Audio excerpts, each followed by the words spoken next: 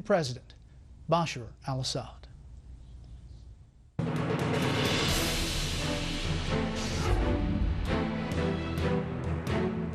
Hello, Mr. President. Thank you very much for providing Fox News with this opportunity for an interview. I'm joined here by my colleague, reporter Greg Palcott, and we're very interested in proceeding. As you know, there's been a number of breaking news stories which we need to discuss with you. The UN has just released its chemical weapon report. My colleague, Greg Palcott, will be discussing that with you in a moment. I want to talk to you about other major developments regarding the chemical weapons plan, which has been agreed to by the US and the Russian government. Do you agree with this plan to secure and to eventually destroy the chemical weapons? Last week we joined the international agreement of preventing the WMD, chemical WMD. And part of this agreement, the main part, is not to manufacture these armaments, not to store, and not to use, and of course not to distribute. And part of it is to get rid of those materials, the chemical materials. So of course when we are part now of this agreement, we have to agree on that chapter. You have to agree on getting rid of all these armament, I mean to destroy. Why do you agree now? No, actually it's not now. If you go back 10 years ago, when we were a non-permanent member of the Security Council in 2003, we proposed to the United Nations, to Security Council, Syrian proposal is to get rid of the WMD from the Middle East, to have a chemical free zone or WMD free zone in the Middle East. And actually the United States opposed that proposal. So as conviction, we wanted to see our region free of WMD, all kind of WMD, because it's very volatile region. It's always on the verge of anarchy and wars. So that's why we cannot say that we agreed now. Well, we know that President Obama and Secretary Kerry have said in the past that you were lying. Now that's their words, not mine, when you said that you didn't have any chemical weapons. A few days ago in an interview with Russia, Channel 24, you admitted you had chemical weapons stockpiles. Now I just want to make sure we're clear here before we go forward.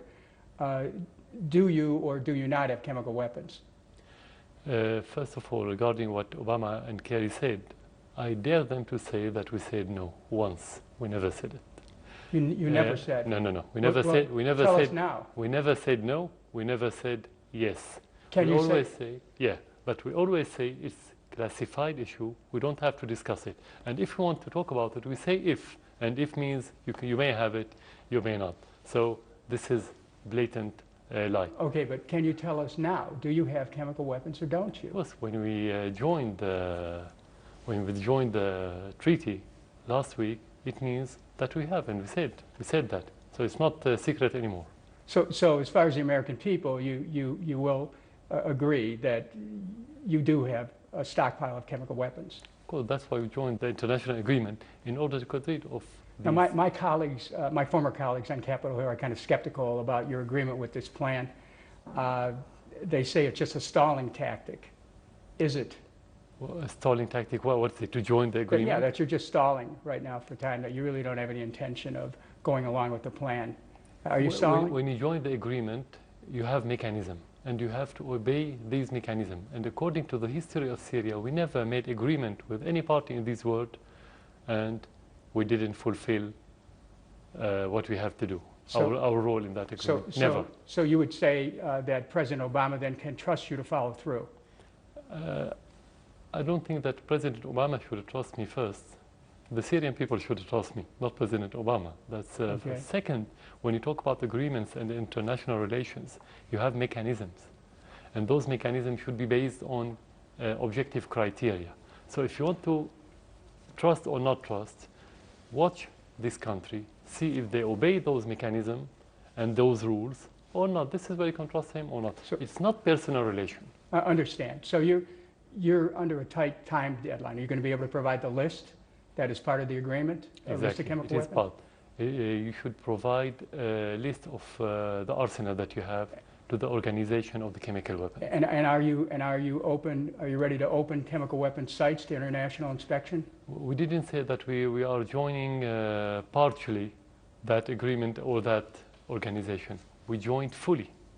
We send the letter, we send the documents, and we are committed to the full requirements of this agreement. Well, would you be ready to let our Fox News cameras have access to some of the chemical weapons site so that the American people will be able to see for themselves? Is that possible? In Syria, we have institutions, we have rules, we have conditions. So we have to go back to this institution to ask them for that request. And after they study the request, they can say yes or not. But it's not about the president to take that decision alone. So we have institution. You can do that after this interview. You can ask for permission. Can you destroy these chemical weapons quickly? And if not, why not? I think it's a very complicated operation technically, and it needs a lot of money. Some estimated about $1 billion for the Syrian stockpile. We're not expert in that regard, but that's the estimates that we've had recently. So quickly depends. You have to ask the experts what do they mean by quickly, because it has certain schedule. It needs a year, maybe a little bit less or a little bit more. So well, what do you mean by quickly? Since it is the United States which demanded that you give up chemical weapons, would you be prepared to turn over your chemical weapons to the U.S. government for the purposes of safely destroying those weapons? As I said, it needs a lot of money. It needs about $1 billion. It's very detrimental to the environment. If the American administration is ready to pay those money and to take the responsibility of bringing toxic materials to the United States, why don't they do it? But of course, it's going to be in cooperation with the specified organization in the United Nations. But you're prepared to hand them over at some point for the safe destruction of them? Doesn't matter where. As I said, at the end, if you're going to destroy them, doesn't matter where they go. Are there any conditions? No, we don't have any condition to send it anywhere. At the end, if it's going to be destroyed, it could be destroyed anywhere. It's, as I said, it's very detrimental to the environment. So whoever country is ready to take the risk of those materials, let them take it. I just have one final question before I give it over to my colleague, reporter Greg. Do you have a security agreement with the Russian government that if and when you give up your chemical weapons, that you, in fact, will be protected so that you're not vulnerable to attacks? Yeah. Because we know there are other nations which gave up their weapons and then they were attacked. You know, the Russian role politically was very efficient during the crisis in Syria, during the last 2 years and a half. And they vetoed it 3 times in the Security Council. So actually, they protected Syria politically. They don't have to have a security agreement with Syria regarding this. It's not about only about the army and the war. It's about politics, first of all. So I think they are doing their job without having this agreement. So just to summarize, you do have chemical weapons. You're prepared to go along with the plan to destroy them, and that you're prepared to cooperate with the international community in that. Again, as I said, what you mentioned, all are part of the international agreement, and when we agreed to join this agreement, we want to fully cooperate with this agreement, not partially. I think this is very clear. Greg? All right, thank you, Dennis. Mr. President, this is so important. Let me just follow up on just 1 or 2 points and then move on. Again, no conditions. You will agree to this plan to destroy your chemical weapons. You had put conditions on this in the past week or so, but no conditions. The only condition that the agreement will entail and propose and provide. Okay. So now we are going to discuss the details with the international organization. So I don't have all the details to discuss it with you now. And I'm not the expert. We have specialized people to discuss the details. But in general, as headlines, whenever we join agreement, as Syria, we are always committed to those agreements. Your problem was that there was a threat of force coming from the United States. There's still discussion of the so-called Chapter 7 resolution being put forward to the UN, which would include the possibility of force. Would that be a deal breaker for you if that went forward? What the deal breaker? Chapter 7 resolution in the UN, which allows bodies in the UN to use force if you're not complying. Yeah, there's misunderstanding that we agreed upon this agreement because of the American threat. Actually, if you go back before the G20, before the proposal of this initiative, the Russian initiative, the American threat wasn't about handing over the chemical arsenal. It was about attacking Syria in order not to use the arsenal again. So it's not about the threat. Syria never obeyed any threat. Actually, we responded to the Russian initiative and to our need and to our conviction. So whether they have Chapter 7 or don't have Chapter 7, this is politics between the great countries. So that's irrelevant to you? No, irrelevant. No. We obey because we want to obey. We have completely different incentives. And again, that time frame which Dennis mentioned, 1 week to come up with a full accounting of your chemical weapons, November for the first inspectors to come in, mid-2014 for all your chemical weapons to be destroyed. That's an ambitious timetable, even by expert standards, but you think that is doable? Yeah, but we have to discuss these details with the organization first. So you have to discuss that first? Yeah, this first. Second, the time is not our problem, it's the problem of the organization. How much time do they need to implement these agreements? So you don't necessarily sign on to that timetable? The only thing that we have to do is to provide the information and to make them accessible to our sites, which is not a problem. We can do it tomorrow. We don't have any problem. You could do it tomorrow? Yeah, of course. We don't have a problem. The problem is how much fast they can be in getting rid of any chemical material, because this is a very complicated situation. It's not about will. It's about techniques. So only experts can answer your questions. Which leads me to my last question on Dennis's topic, and that's exactly what some people are saying, that this is just a ruse. Just a game, because it is so difficult. Experts say it will be so difficult to get rid of these chemical weapons, especially in a war situation like this. This is indeed buying you a lot of time. Even if you don't have war, it is difficult. Even if you have all the requirements afforded by every party, it takes time to get rid of. So you're saying this could take years? As I said, we don't have experience in that regard, but some say it take 1 year. I didn't say years. As I heard, it takes about 1 year, maybe a little bit less, a little bit more. Thank you, Mr. But President. at the end, we have to see the expert, and they will tell us. Okay. Let's go on to the latest breaking news. There's a lot of breaking news in this region right now, and that's the just released UN report on the chemical weapon attack last month in the outskirts of Damascus right now. According to this report, and this is the report you said you were waiting for.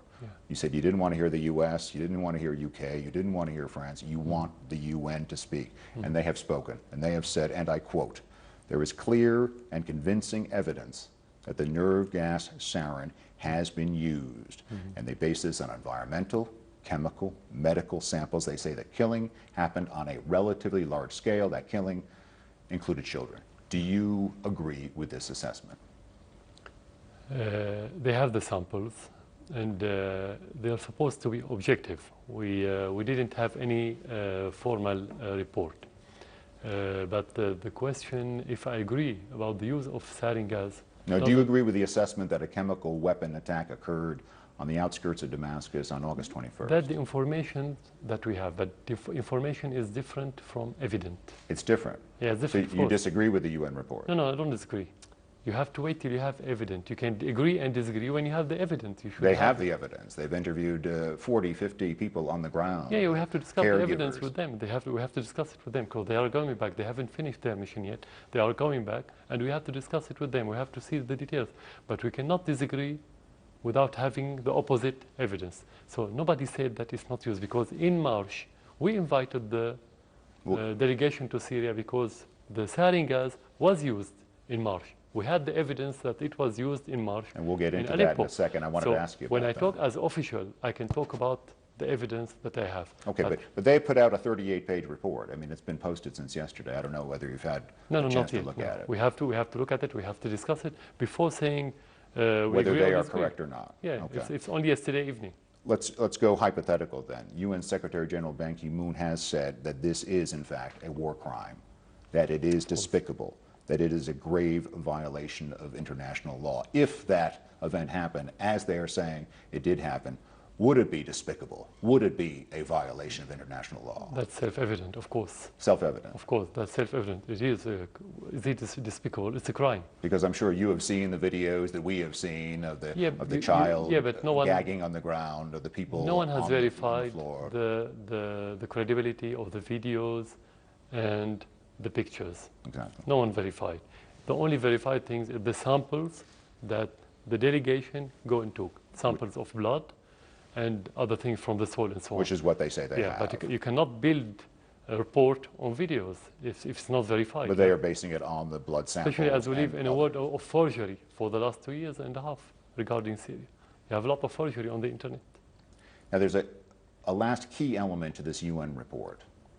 And while the UN inspectors did not lay blame, that is, they did not place culpability for the attack, there are many experts interpreting this report, some that I've spoken to in the last 12 hours, that frankly say this attack looks firmly like an attack coming from your government, from the Syrian government. They point to a few things. They say it was a large amount of gas, sarin gas, maybe as much as a ton. The rebels could not have had that. They say the type of rocket, an M14 artillery, a 330 millimeter, never used by the rebels before, that they needed large vehicles to send these rockets up. The rebels don't have that. And maybe most importantly, they point to the trajectory of the rockets. They say that they were able to trace the rockets back from the impact point to where they came from. And in 2 different occasions, this is according to the UN, they say that the start point was Quezon Mountain, the headquarters of the Republican Guard. What do you say to that? Everything you mentioned is part of the report. Excuse me, sir? Everything you mentioned, all these points, are part of the report. These points are all part of the report. These are all facts. No, the report didn't mention anything regarding the Republican Guards or things like this. They said they gave the azimuth tracking of the trajectory, and people have extrapolated from the azimuth track that that is where it was coming from, northwestern Damascus. First of all, the sarin gas called the kitchen gas. Do you know why? Because anyone can make sarin in his house. They said it's very high quality, higher quality than even used in Iraq by Saddam Hussein, your neighbor at the time. First of all, any rebel can make sarin. Second, we know that all those rebels are supported by governments. So any government that would have such chemical material can hand it over to those. The experts say that they've tracked nothing like this. It's a ton of sarin gas. It is launchers, it is rockets, it's a whole fleet, which happen to be, from time to time, those kinds of armaments, those kind of munitions happen to be in your bases. No. This is realistically cannot be possible. You cannot use the sarin beside your troops. This is first. Second, you don't use WMD while you're advancing. You're not being defeated, you're not retreating. The whole situation was in favor of the army.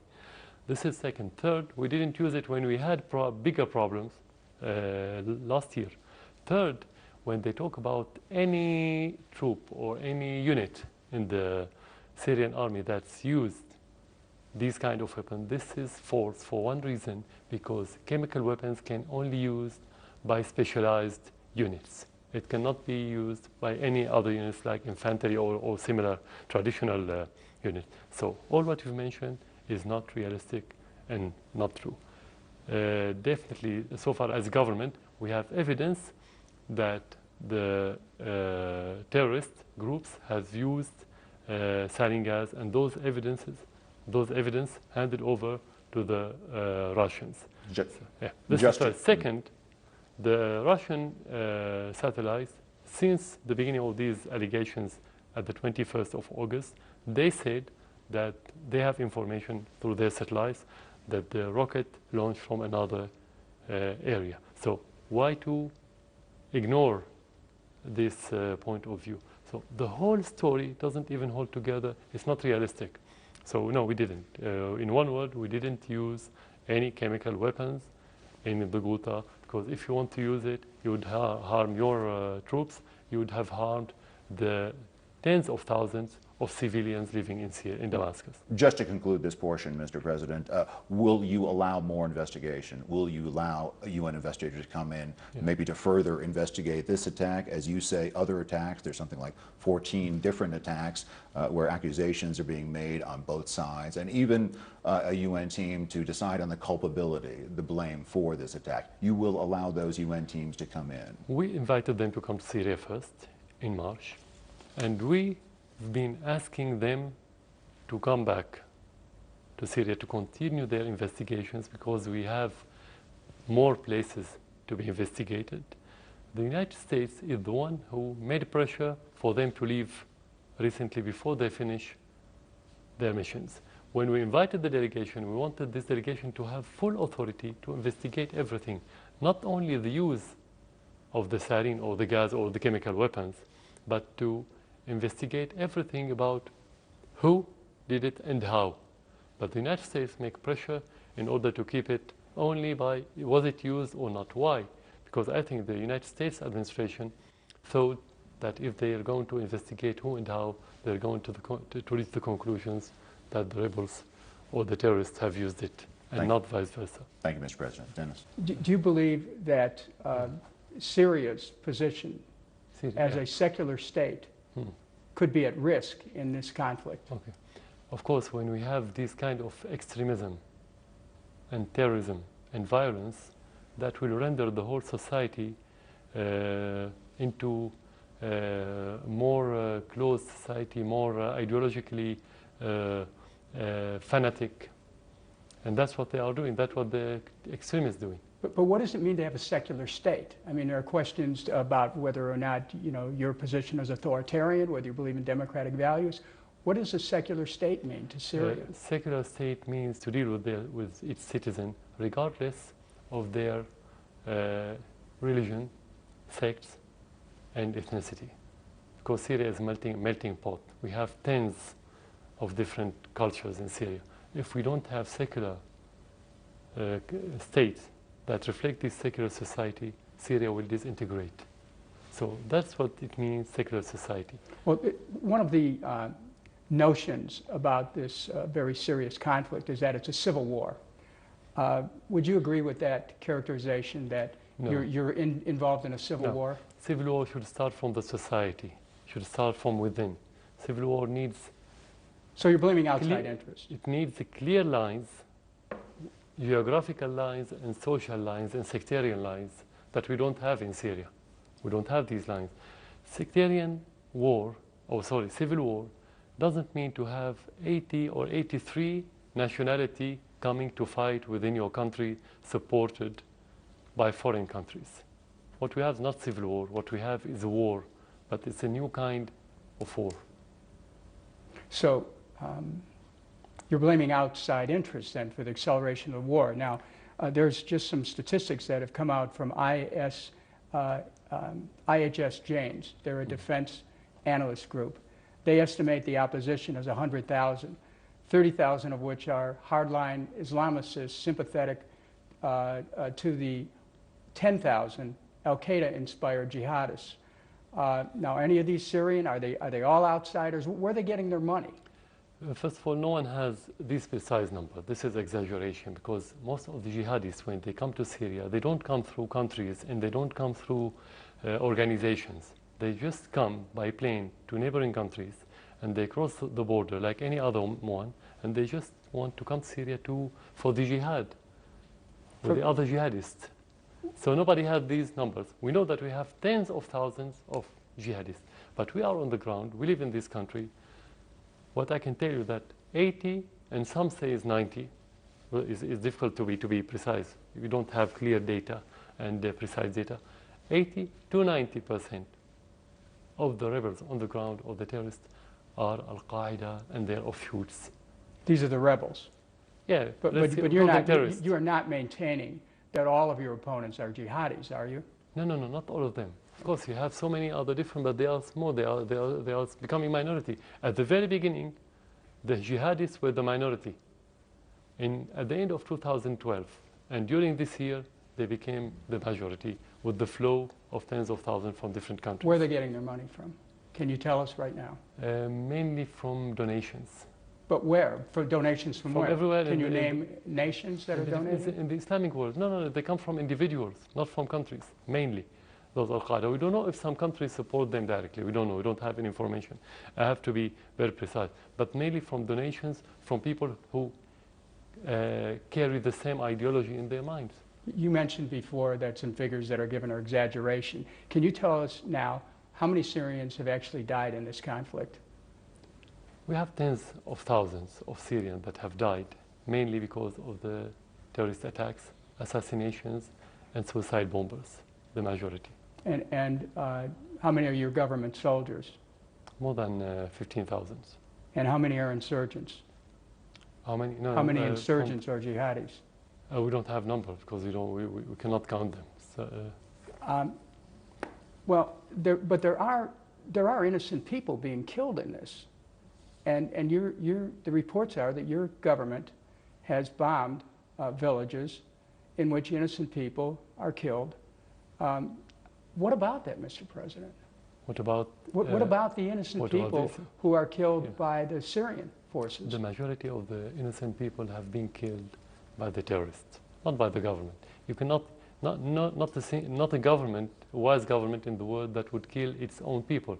How can you withstand if you kill your own people for 2.5 years, while the West is against you, the regional countries, many of them are against you, and your people are against you while you're killing them? Is it possible? Is it realistic? So you're saying you're not killing your own people, but your forces have launched attacks on villages where your own people have been killed. No, actually what you're talking about is when the terrorists infiltrating residential area in villages and sometimes in the suburbs of the cities and within large cities, and the army has to go there to get rid of those terrorists. The army should defend the civilians, not the opposite. You cannot leave them free, killing the people and assassinating the people and beheading the people and eating their heart, while when you go to defend them, you say that you are killing your own people. You don't. But in every war, you have casualties. This is war. You don't have a clean war. You don't have soft war. You don't have good war.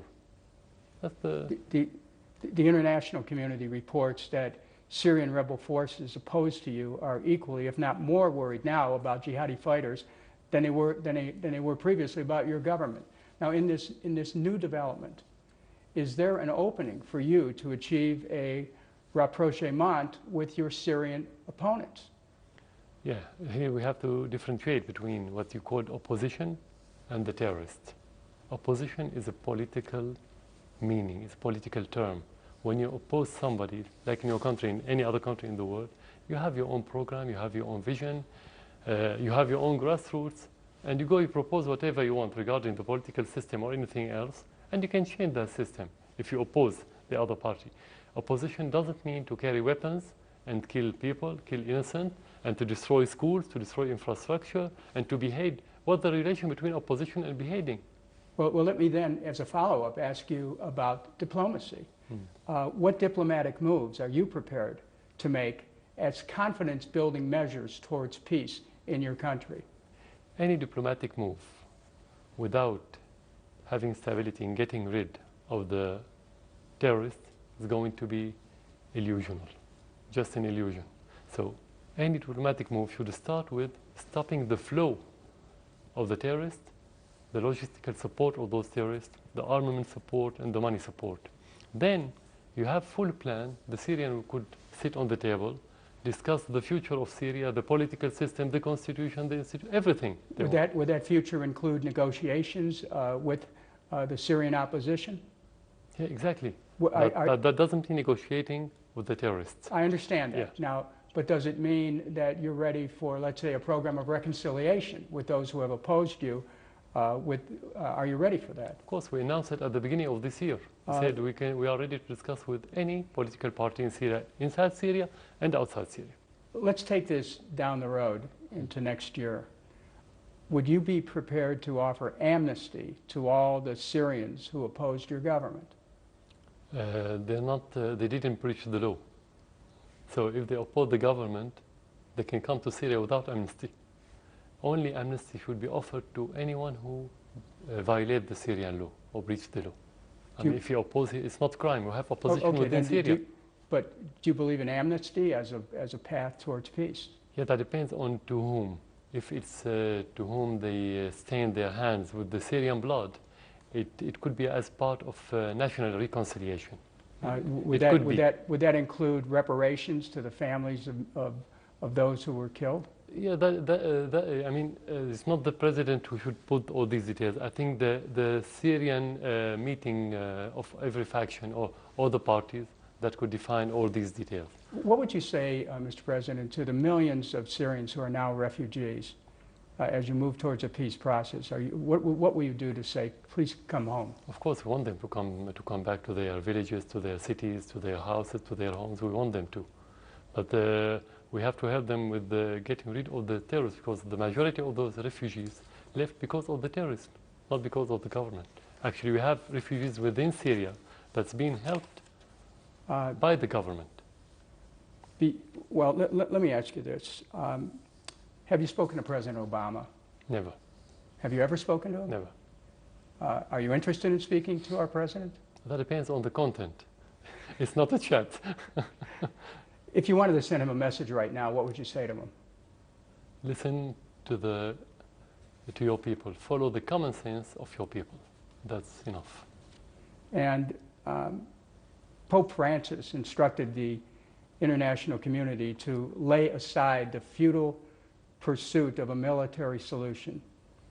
Do you believe the Pope's advice is valid for your government as well as other countries? Of course, we invited every militant in Syria to give up its armament, and we offered amnesty to whoever lay down his armament and wants to go back to his normal life, to his normality as Syrian citizen.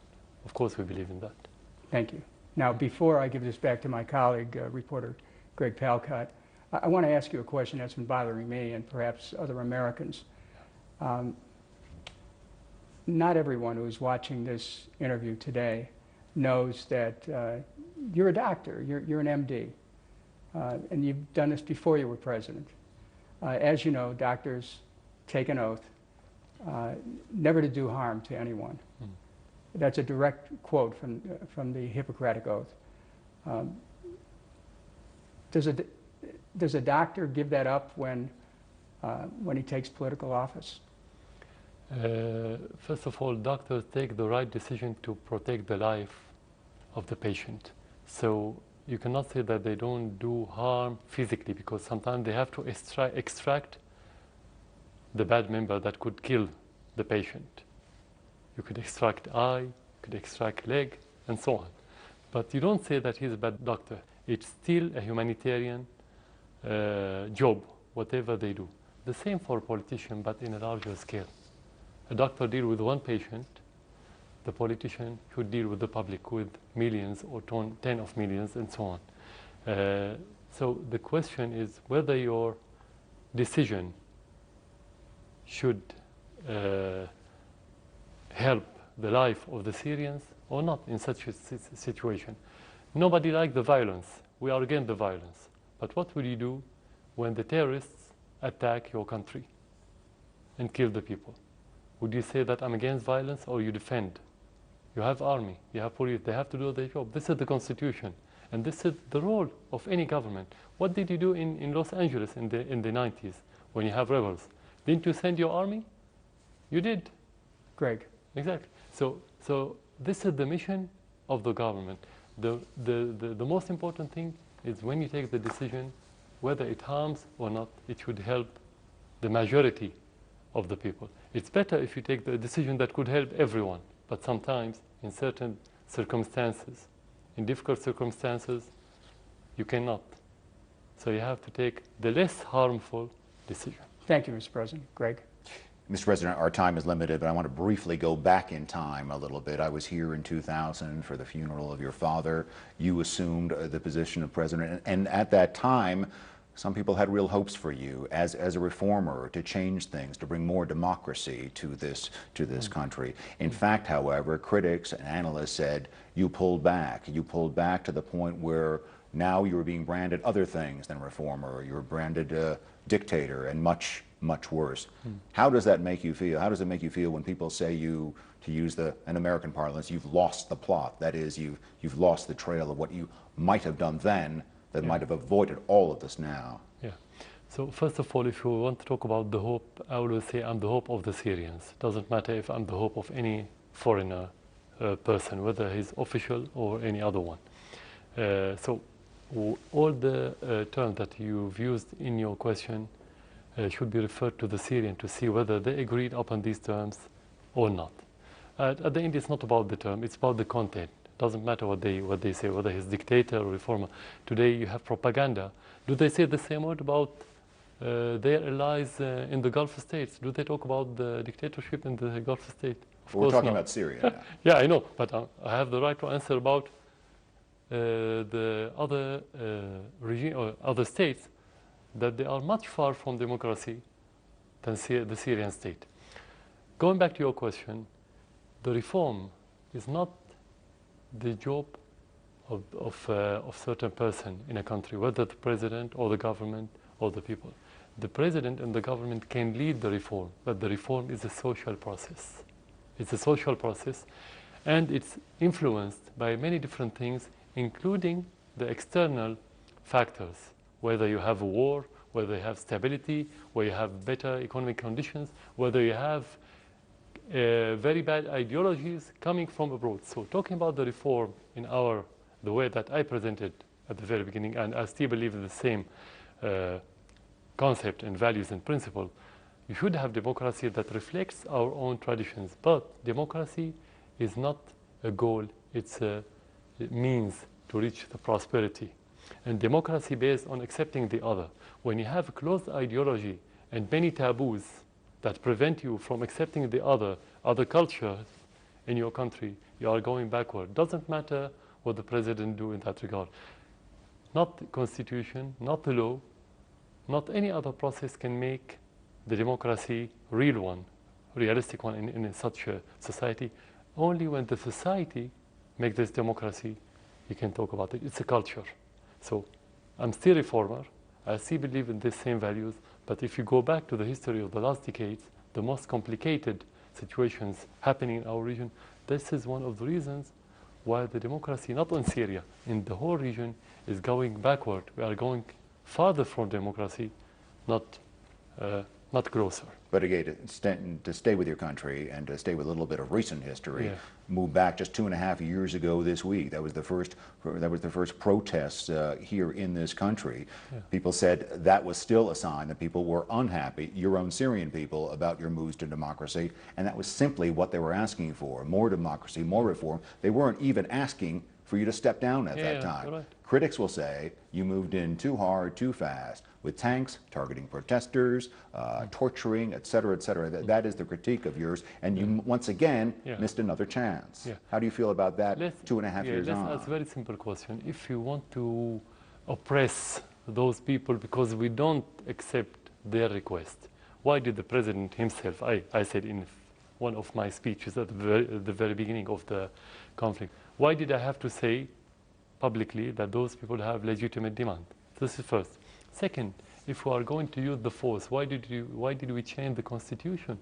Why did you change the law? Why did you have now more than 15 new parties in Syria, political party? Why did you change so many laws that they asked for? Because we knew that it wasn't about democracy. If they asked for democracy, how did they kill some of those people? I'm not generalizing. Some demonstrators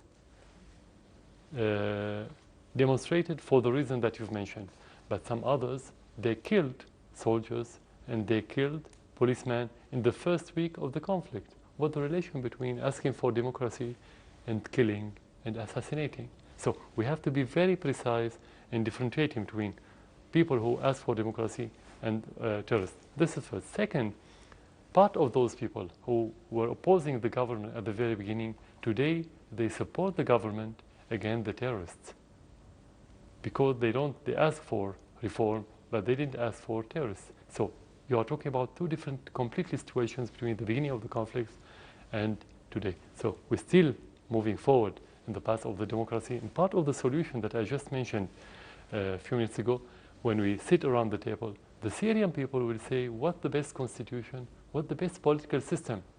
Do they want it parliamentarian, presidential, quasi-presidential, and so on? So what roles do they want? Everything.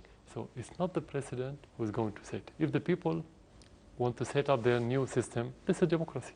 But you bring up a point that leads to my next question. Some people will say that you have just waged a war of attrition. That is, that you have waited and ground people down. And some of those that felt very peacefully that they wanted a change here in democracy, now after 2.5 years of fighting, they're willing to give in a little bit. And at the outset, you talked about terrorists coming inside, and now you've allowed, or you've created a situation on the ground because of this long period for the terrorists to come here. My point is, you're not really changing people's minds, you're just forcing them into this box where we're 2.5 years on, we're 110,000 people dead, cities in ruins, and you're hoping that your people will just surrender to the idea. I mean, is that really where you wanted to go with this whole thing? So the core of the idea that I created the atmosphere to invite terrorists to Syria. You held on long enough. You held on long enough against the demands of people who wanted peaceful demands. No, from the very beginning we accepted the demands. From the very beginning you we accepted the demands. From the very beginning, before the terrorists or those foreigners coming to Syria, from the very beginning, in 2011, 2 months after 6 days after the conflict, we said we're going to change, and we started the process of changing the constitution 2 or 3 months after the beginning, and we had the vote. I mean, the people. I didn't change the constitution. The people voted, or let's say there was a referendum, and the people voted in that referendum for this new constitution. At the beginning of 2012, in February, before the end of 1 year of the conflict. So what you're saying is far cry from reality. It's completely different stories. It's not none of these things happening in Syria. It's about maybe another country. What happened in Syria from the very beginning, we said we are ready. If there's any demand, we are ready to change everything. So what could the president do, or how could he succeed if the people are against him? How can he succeed? Just you want to be president just for the sake of being president? That's not realistic. It's impossible. Do your tactics in this war, do you back your tactics in this war? I mean, a year ago we stood in Homs, one of your great cities, and we watched as your artillery, which was lined up around the outskirts of the city, pound again and again, relentlessly, the center of the city. You say you're going for the enemy, you're saying you're going for the terrorists, but that, some will call it indiscriminate shelling, has left many, many civilians dead, and frankly has left that city and many of your other great cities, like Aleppo and others, in ruins. I mean, is this the way to go after, if you think there are some terrorists out there, the terrorist enemies of your state? So it's like if you say that when the terrorists infiltrated some area or attack certain part of any city, that the civilians would stay and live with them. That's impossible. Whenever the terrorists enter an area, the civilians would leave, unless they use them as a human shield. But in most of the cases, the civilians would quit their area because of the terrorists. And that's why you have so many refugees. So in most of the cases, the Syrian army attack area where there's no civilians living in it. In most of the cases, you can hardly find civilians with terrorists. They cannot live. With a rough estimate, Mr. President, of the total of 110,000 dead so far is at least about 50,000 civilians. You're saying there were 50,000 human shields? You're saying that those people were in the wrong place? First of all, what's the source of your information? That is a breakdown by analysts who look at these numbers. You think it's lower? Analysts from the United States, living in the United States or living around, you can only talk about facts. We cannot talk about estimations and allegations. 110,000 is a fact that everyone agrees with. Of course, as I said, we have tens of thousands of dead. I didn't say the exact number for one reason, because we have thousands of missing people. You cannot count them as dead. Did you know that they are dead? It's a war now. So talking about the number, we have to be very precise. You're talking about the numbers as spreadsheet without knowing that they are family. This is tragedy. We live with those people. This is a human tragedy. It's not about numbers. It's about every family in Syria lost a dear one, including my family. We lost a member of family, we lost friends, and that's why we are fighting terrorism. So should we allow the terrorists to continue without fighting them? This number, if it's close to the real number, will be so many folds, will be millions, not hundreds of thousands. We don't want to get lost in numbers because, as you say, it's very true, like a human issue here. But again, you use the figure of 90% of the opposition, the rebels, are Al-Qaeda. You stand by that, 90%. 80 to 90, no one has exact number. You don't have the exact number because they are coming, flowing irregularly. You don't think that's too high? I mean, people are putting that lower, at least 50-50, and one would say that if at least it's 50-50, you have some opposition to deal with. Which people? I'm sure not the Syrian people. No one in Syria say they are 50-50. From abroad, maybe. They have their own estimations. But at the end, it's our conflict. We live here. It's our country. We can tell how much. But 50-50, how did they count it? But again, just to sum up what you've been saying, in one quote you said, the opposition has been manufactured from abroad. Do you really feel that? You really feel the opposition in this country to your government has been manufactured from abroad? It's not feeling, and it's not about how I feel. It's about what facts are presented in front of us. If they don't have Syrian grassroots, because we have oppositions in Syria that they have grassroots. Why to have opposition abroad? How do they live? Who give them money? How they are financed? And we all know that they belong to some to the United States and Britain and France and Qatar and Saudi Arabia. Real opposition only belongs to the Syrian people. As long as it doesn't belong to its people, it's made by other countries. That's simple evidence. Thank you. Yeah. Dennis? I just in listening to this exchange that you've had with Greg Palcott, there's one thing I want to be really sure about. Yeah. Are you minimizing the deaths by saying, well, you know, it's not 50,000, it's 40,000 or 30,000? No, are you minimizing? We cannot minimize it because in every house you have pain today. In every house you have sadness. You cannot minimize whether this number or higher number. It's a tragedy. We live in Syria. It's a killing. But we have to talk about the reasons. Who killed those? Not the government. The terrorists. We are defending our country. If we don't defend, this number will be manifold. That's what I meant. Okay, I just wanted to clarify that. Now, looking at a broader picture here, this is a watershed moment. It appears to be a watershed moment that, for the world, from here in war-torn Syria, a new roadmap towards world peace may be developing by starting with you relinquishing your chemical weapons and then moving forward with a concrete plan for peace in Syria. Do you think that we are at that kind of a moment? You're talking about the situation within Syria. There's no direct relation between the chemical issue and the conflict within Syria. It's completely different. So if we want to move toward a political solution, we can, but that's not related to the chemical agreement. I understand, but the fact that this chemical issue has brought the world together to finally pay attention. Yes. Is this a moment you can build from? That depends to a large extent to the countries that are supporting the terrorists in Syria.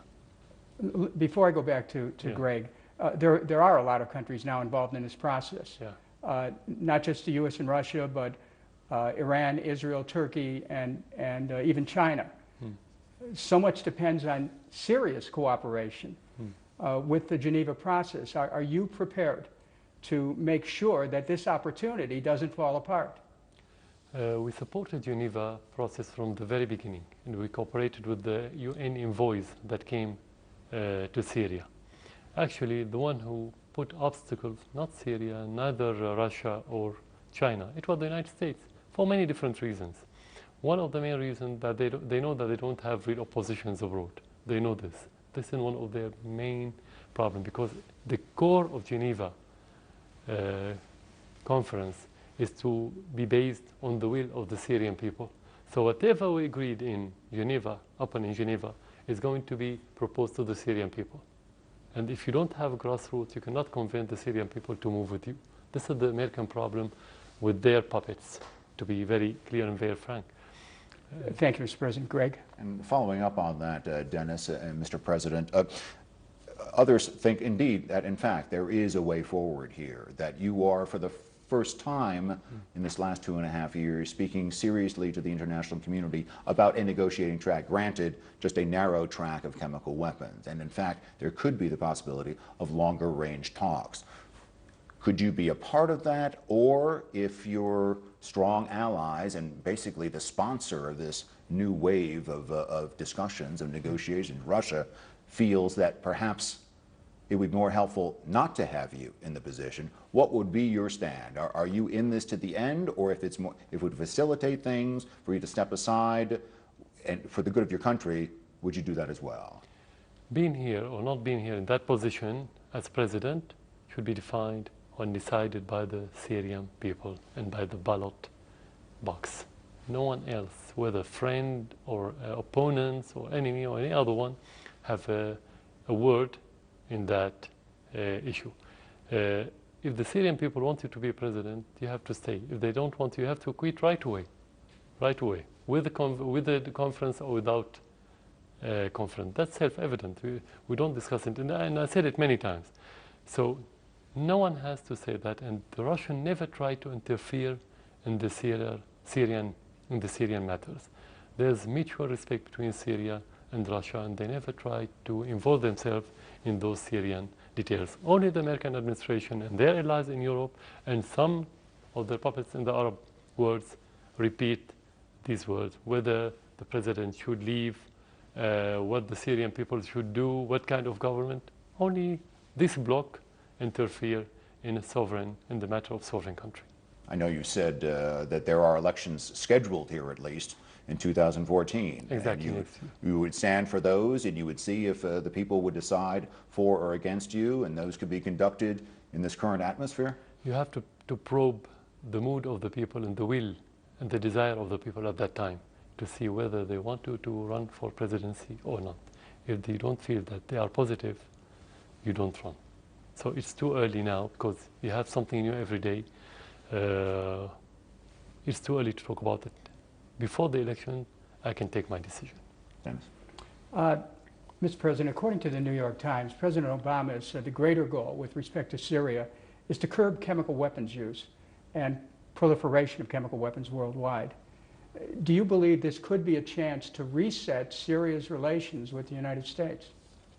That depends on the credibility of the administration, any administration. And that depends on the U.S. administrations. But you're not saying our president doesn't have credibility. I'm asking you if this is an opportunity for you to reset relations with the United States. As I said, the relation depends on the credibility of the administration. We never looked at the United States as enemy. We never looked at the American people as enemy. We always like to have good relations with every country in the world. First of all, the United States, because it's the greatest country in the world. That's normal, that's self-evident. But that doesn't mean to say and to go in the direction that the United States want us to go in. We have our interests, we have our civilization, we have our will, and they have to accept and to respect that. If there's mutual respect, we don't have problem. We want to have good relation, of course. Let me ask you some specifics with respect to going forward. Are you going to work towards a new constitution for Syria and guarantee more freedom for the people of Syria? Will you work towards that? Our constitution today guarantees more freedom, but that depends on the content of the freedom. That's what the Syrian parties could discuss on the table. It's not the constitution of the president. It's not my vision or my own project. It should be a national project. So the Syrians should define exactly what they want, and I have to accept whatever they want. Well, for example, what do you think of free elections? Of course, we have free elections now in this constitution. Really? Now we're going to have free elections next year, in May 2014. Is there anyone else who could be president of Syria? Of course, anyone who wants to be now, he can be.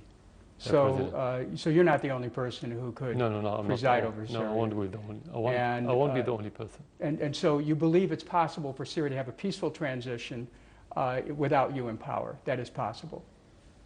What do you mean by transition? Transition of what? A transition towards a resolution of the conflict and the war. Is that possible with you not being in power, or do we have to end the war and then? If the Syrian people want me not to be in transitional or permanent or natural or normal situation, this means it's going to be peaceful. anything people doesn't want, it cannot be peaceful. Let's look 5 years into the future. Yeah. What will Syria look like?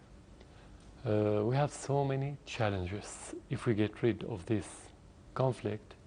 Of course, the shorter one is to get rid of the terrorists, as I said. But the most important thing, their ideology. We have no doubt that the existence of terrorists from all over the world, extremist terrorists, have left so many side effects within the hearts and minds, at least of the young people in Syria. What would you expect from a child who tried to behead somebody with his hand? What would you expect from children that's been watching, beheading, and barbecuing heads and watching cannibals in Syria on the TV and on the internet? I'm sure that it has a lot of psychological side effect and bad effects on the society. So we have to rehabilitate this generation to be open again as Syria used to be. Of course, I'm talking now about local focal, but if we leave it, it's going to be like a ripple in the water that expands into the society. This is first. Second, we have to rebuild our infrastructure that has been destroyed recently, to rebuild our economy. And, as I said, to have a new system that suits the Syrian people, new political system and economic system, and any other accessories regarding to these main headlines. Greg? Mr. President, as a reporter, I can just tell you what I see, and I've traveled around the country. I've seen this crisis go on.